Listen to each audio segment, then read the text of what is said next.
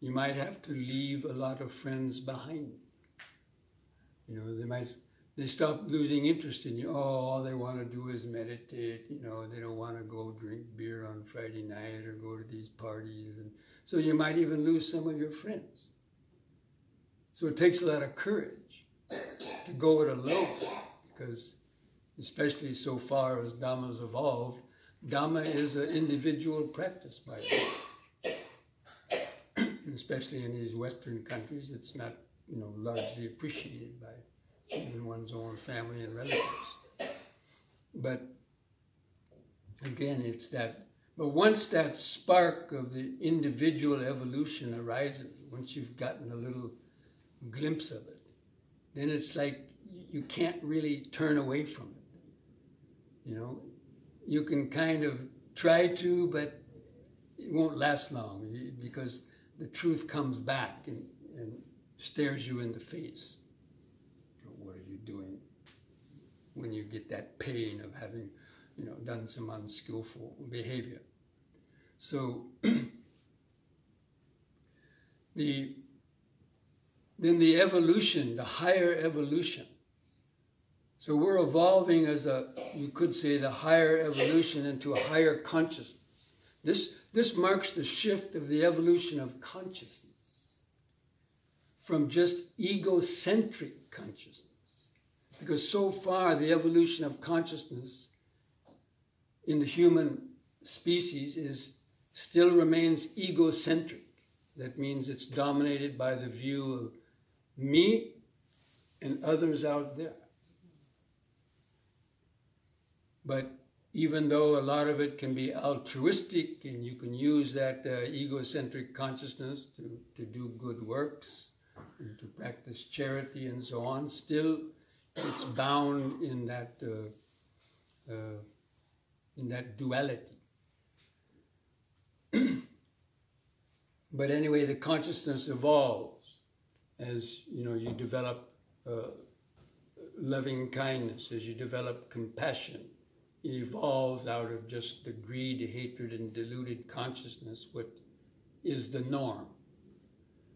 And so that's the evolution of consciousness, out of a consciousness dominated by greed, hatred, and delusion, into a consciousness that's dominated by more altruistic and open sense of more oneness with people and you know, more love and compassion and wisdom. So this is how the consciousness evolves, but primarily it's you know, an individual practice. Although within the Sangha there is some sense of the group practice too. And so, you know, many people came to the Buddha and formed the Sangha around the Buddha, and of course they got their tremendous inspiration and transference of you know, energy and wisdom from the Buddha too. So you could say to some extent it was part of the group, but that group was evolving. And then when one reaches the stage of entering the stream, that is a seismic leap or a quantum leap in evolution from the cyclic evolution. So far evolution has been cyclical. That means it goes in a cycle. A person is born, they live a certain number of years, they collect a lot of karma, and they die, but their consciousness has not evolved. Like a child, even let's say these days, a child grows up and he learns to be part of the group, and by the time he's about 14, he has a kind of a developed ego sense. He knows that he's part of, you know, this particular race or this particular religion. I'm a Jew, I'm a, you know, a Hindu, I'm a this or a that. So there's this, you know, consciousness of just where you belong in society. That's where it stops for most people. And even the old man, even though they might learn how to be a carpenter or electrician or an astronaut, in terms of the evolution of consciousness, beyond the ego consciousness, that normally has stopped. even the time of a 13 or 14-year-old person, the evolution of consciousness, not knowledge, but consciousness, has stopped. And the person dies. And basically, the mind is recycled again. And they pick up where it left off then, and it continues like that, kind of in a ever-revolving wheel, which the Buddha calls samsara chakra. So, at the point of the transition from the group evolution, or the lower evolution, to the higher evolution, individual evolution, a break is starting to occur. That means you're changing your habits. You're changing the habits based on greed, hatred, and ego-centeredness to these other habits that I've already mentioned about, more open, loving kindness, compassion, selflessness, and so on. And also glimpses of that unconditioned state that you get from time to time in meditation. In consciousness, when it gets that glimpse of the unconditioned state or pure awareness, then that is a very, very powerful quantum leap. It's starting to break that cycle. And so with the further evolution, person evolves even from the state of a stream enterer to a once returner. It's another quantum leap. And from a once returner to a never returner. And then finally to the state of an arahant. And these are, quantum evolutions, because they happen very rarely. And also the evolution into, let's say, a Superman. You could say that the Buddha was a Superman to some extent, not what you see on TV, but, in terms of having psychic power, having more mental power. Not that that's necessary or so, but it shows that the human brain is much more capable of things than what even ordinary scientists know when you read about these types of mental evolutions. So even the brain and the mind evolves through that type of practice. So anyway, this is all part of that, higher evolution into like a Buddha or an Arahant, and eventually to liberation.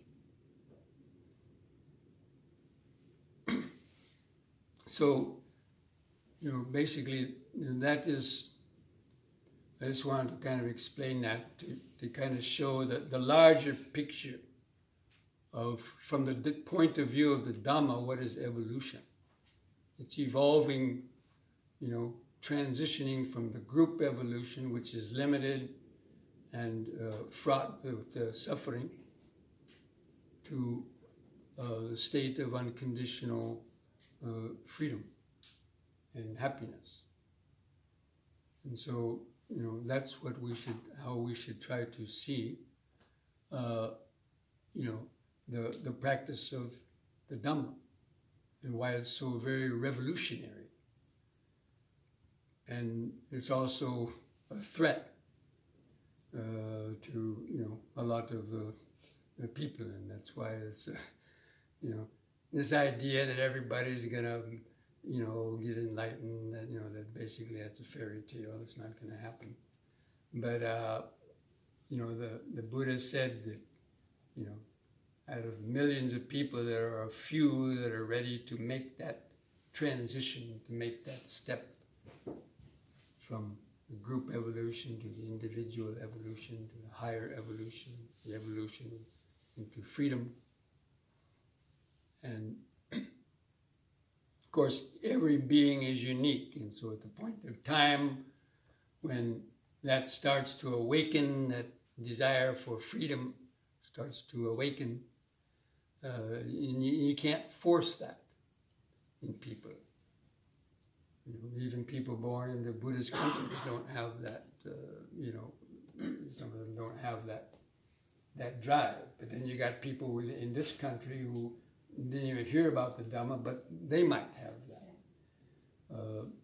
So anyway, this is just, I wanted to just talk about that and give you something to think about in this new year, about, the meaning of life. And every year we should ask ourselves, what kind of progress have I made on this path of Dhamma? How much little bit of suffering have I removed this year? How much greed, or how much hatred, or how much self-centered, egoistic delusion have I at least weakened a little bit in this year?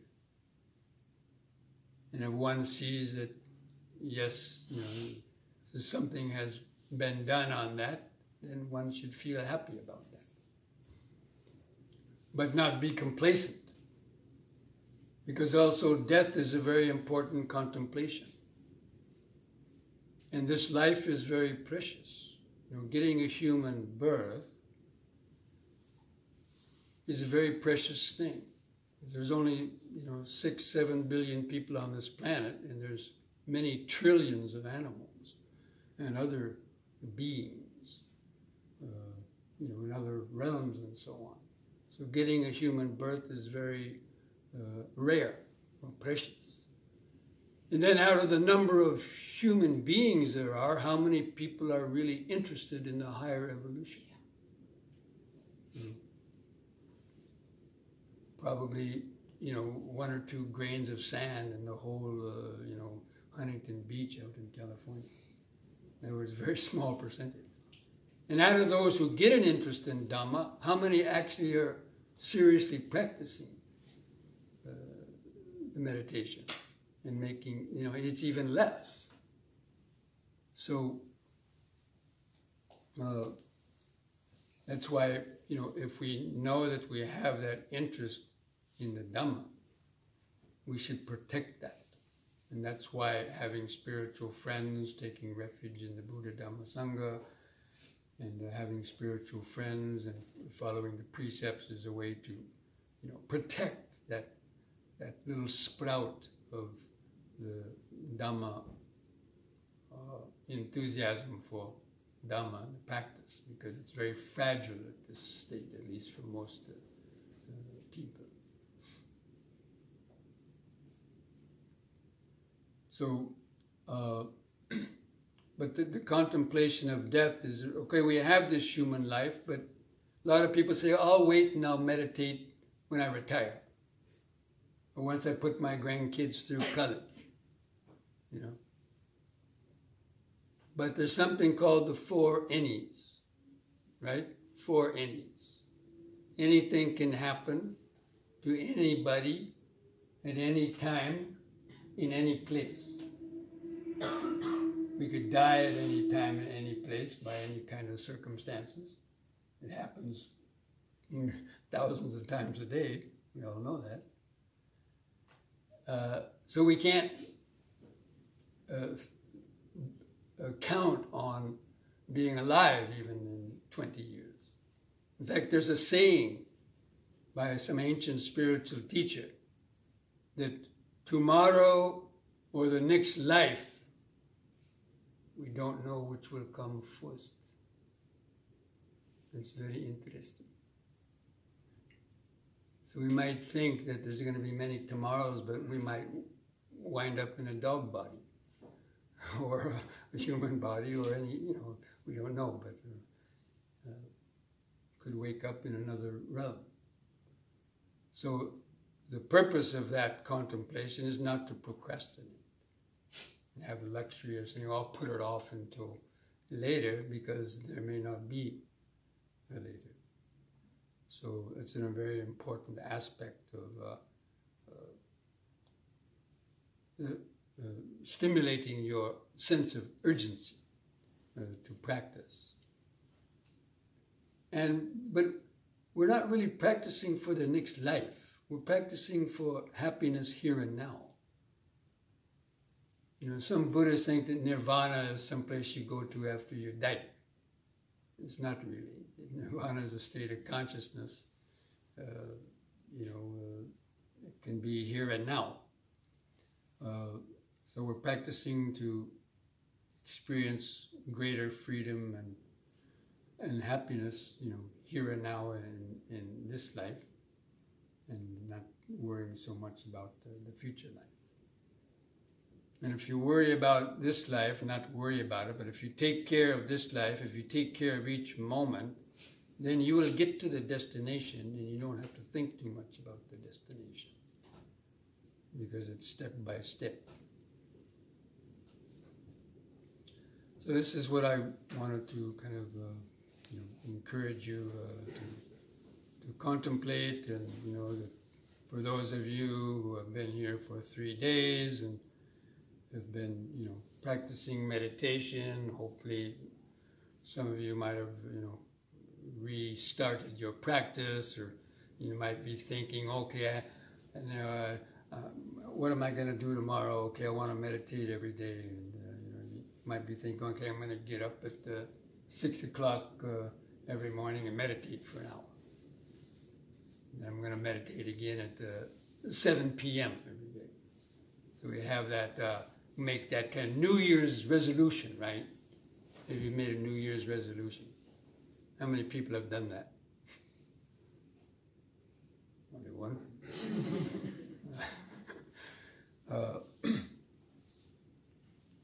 So this is what normally happens. So you get this enthusiasm to practice the Dhamma, and when you're here in the center, it's easy to practice in a group, because the teacher's up here watching you, and if you don't come to a meditation, they're going to question you, why didn't you come? Or if you move around too much, people will hear you, so you force yourself to sit still and sit through all of your negative thoughts. But by doing that, hopefully you got some benefit. So, but when you go home, you don't have that benefit of having other people to meditate with. And so you might say, okay, I'm going to get up in the morning, and maybe you get up for the first couple of days, but then work starts to pile up, or so many people are demanding your time, and you get home at night and you're tired, or you wind up, usually you wind up giving up the evening meditation first. That your idea of meditating twice a day, drops down to once a day. And then again, as time goes on, 1 hour meditation slips to 45 minutes. And a little bit longer, the 45-minute meditation slips to 30 minutes. And then some weeks later or days later, that 30-minute meditation drops to 15 minutes. And finally, you're swigging down your last cup of joe and going out the door, and you pat the Buddha on the head and say, Namo Buddhaya, you meditate for me. And that's all your meditation. Oh, sound familiar? So this is the predicament that a lot of people find themselves in. And that's why, because the idea to, to stop for an hour in your busy day to meditate is, people find it very difficult to do that. Or even when they go home, again, they're tired and they get distracted, and so it kind of slips away from them. And that's why we've, come up with the practice of the M&M. The minute meditations. A lot of people think, oh, if I can't sit for an hour, then I might as well not even bother, They think that, oh, that's the minimum to meditate. And so if you can't do that, they use that as an excuse not to meditate at all. But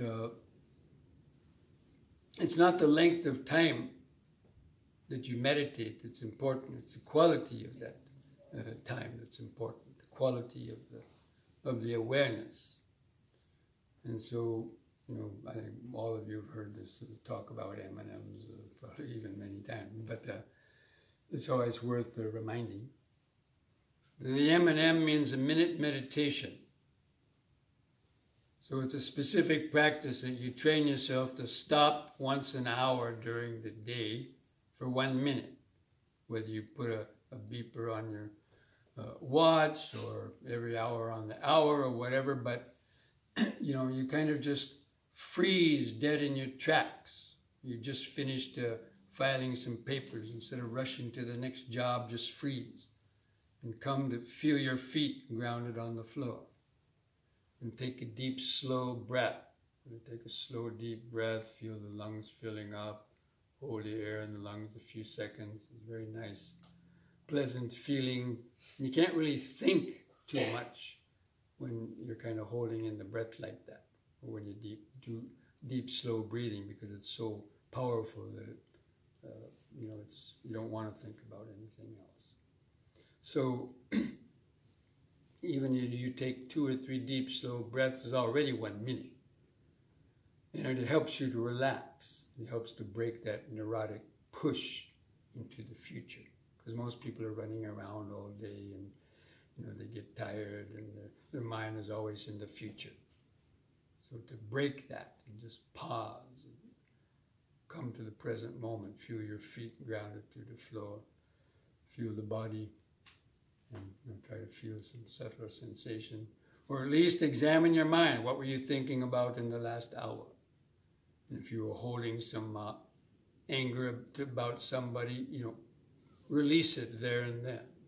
And it's a good time to practice forgiveness. Forgiveness is a very important mental quality. If anybody, caused you some problem or concern, you're holding that ill will, it's like a poison in our mind. So you try to release that by understanding that, okay, this person might have done that, but I also never done similar things to others. And so you try to put yourself in that person's shoes and try to practice forgiveness, so that you don't carry that ill will into the next hour. So in that 1 minute meditation, you can release that stress of rushing, and you can release the stress of holding some negative thoughts that you would carry over into the next hour. So you release the stress hour by hour. So it's very powerful in that 1 minute. You could do more in that 1 minute than you might do in an hour meditation of just being half asleep or just being lost in your thoughts. So that's a very good practice to do, but you have to do it many times during the day, just not one. So an M&M is something that's those candies, they're small and sweet. So these meditators' M&Ms are like that too. They're short and sweet because it helps to break that neurotic push into the future and the mind swirling around and to recenter in yourself.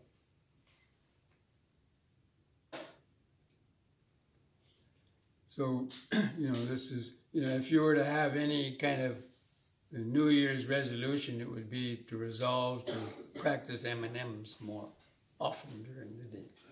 Especially if you're a person who finds yourself not meditating for longer periods.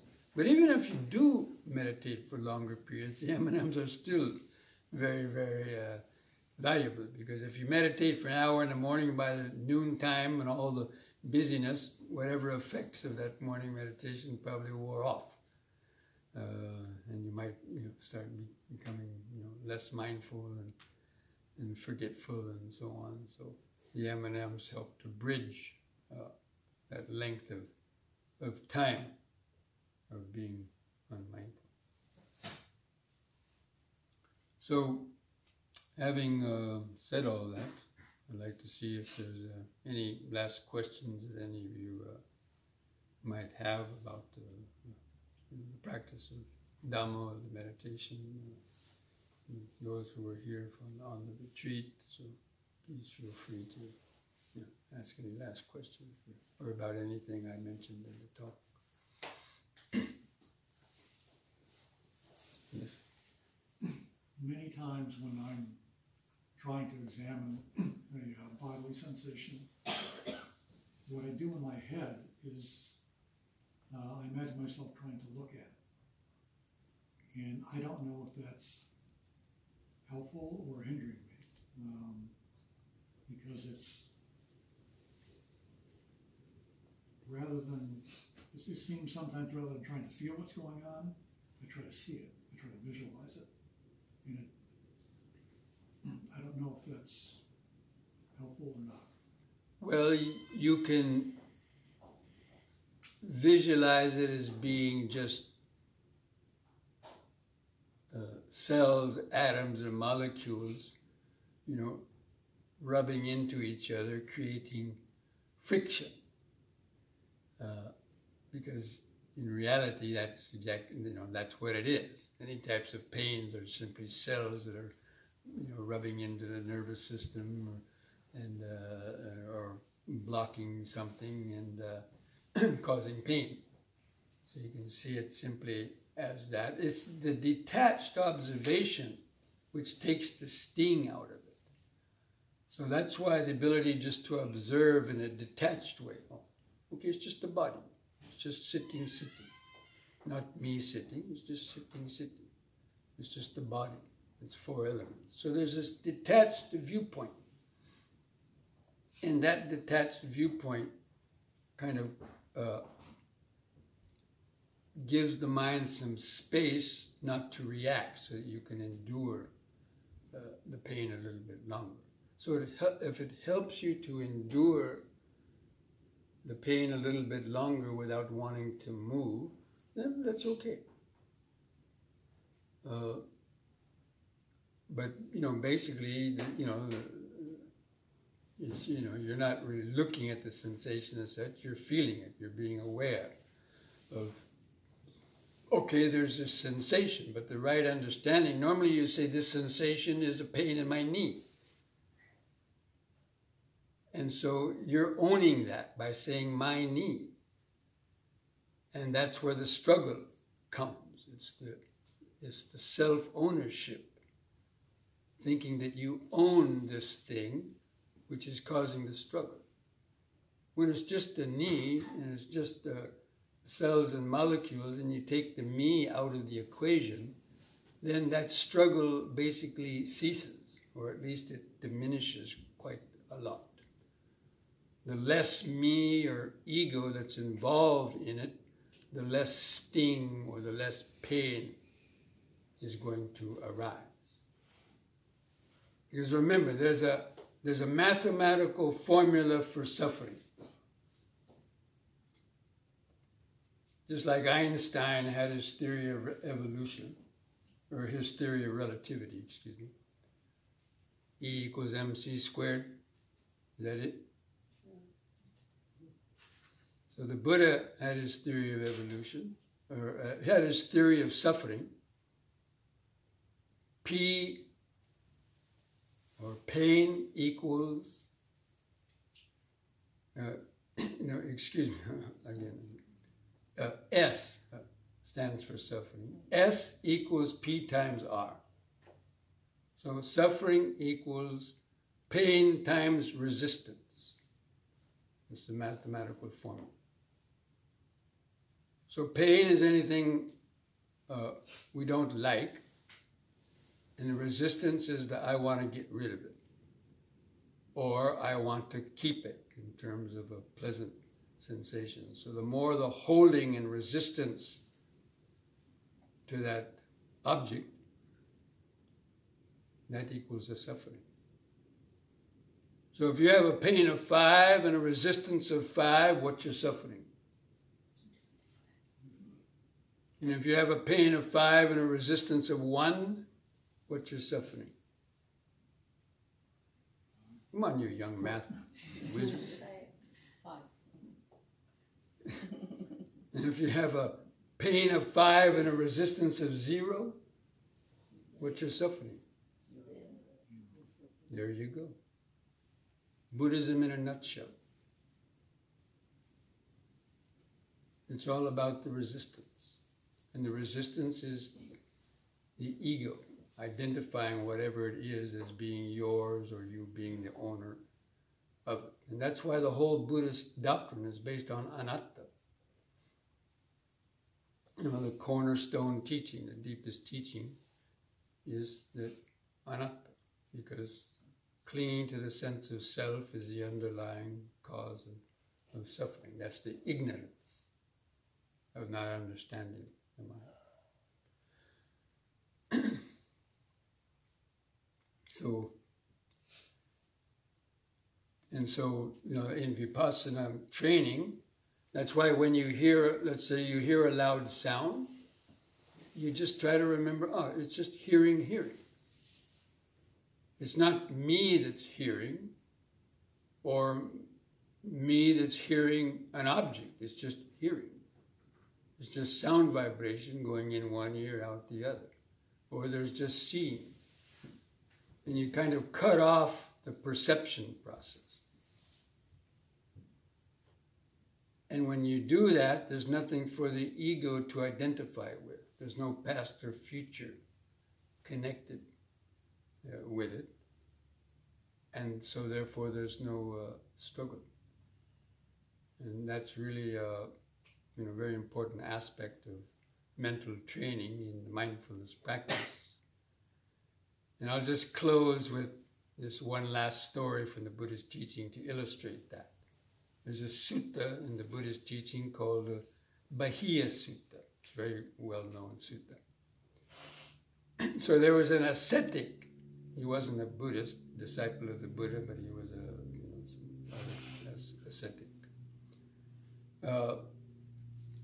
But he heard about the Buddha and he was interested to learn some meditation from the Buddha. So the Buddha was going on his alms round, and this ascetic comes up to the Buddha while he's going on alms round and says, "Please, Venerable Sir, please teach me meditation, just a short meditation, please, please." He said, "But here, I'm on my alms round now, it's better if you come back after lunch." Be here. He said, "No, I can't wait, please, just very short, very short." And the second time the Buddha said, "No, it's better if you come back after lunch." So the third time, he kept pestering the Buddha.